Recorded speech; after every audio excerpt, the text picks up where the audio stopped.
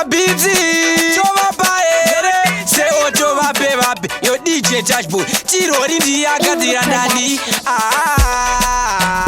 Mimi J, vanga DJ Pozamani, DJ Nungu na Boss Bingu. Ati mwana wakanaka iwe yako, mwana wakanaka iwe yako. Ini nafunga kunoona mai wako, ndikati pamwe baby vakakupa runako.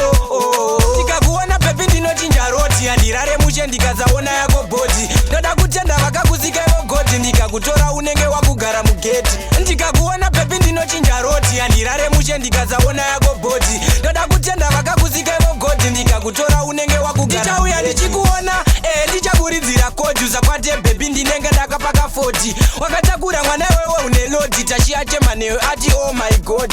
Ndakanakirwa payo kamira pashedi, waita kunge uri kutongobva abroad.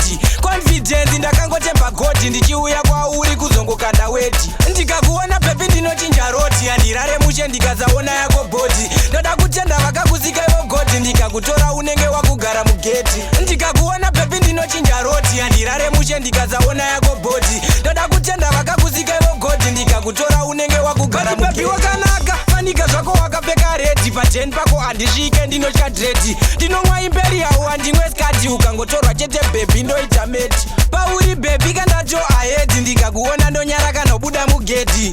Mugeti ahedi ndrimati.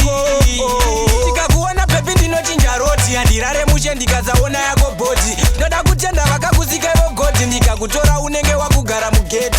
Ndikakuona baby ndinochinja roti, andirare mushe ndikazaona yako body. Ndoda kutenda vakakuzika ivo godi, ndikakutora unenge wakugara. Ndichauya ndichikuona, ndichakuridzira kodi. Usakwate baby ndinenge ndakapaka 40. Wakatakura mwana wewe une lodi, tashiache manewe ati oh my god.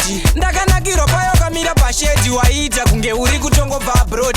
Confidence ndakangotemba god, ndichiuya kwa uri kuzongokanda weti. Ndikakuona baby ndinochinja roti, andirare mushe ndikazaona yako body. Ndoda kutenda vakakuzika ivo god, ndikakutora unenge wakugara mugeti. Ndikakuona baby ndinochinja roti, andirare mushe ndikazaona yako body. Ndoda kutenda vakakuzika ivo god, ndikakutora unenge wakugara mugeti. Baby wakanaka, fanika zvako wakapfeka redi, pateni pako andisvike ndinotya dredi. Ndinomwa imperial handimwe skadi, ukangotorwa chete baby ndoita meti. Pauri baby kandacho ahedi, ndikakuona ndonyaraka nobuda mugeti.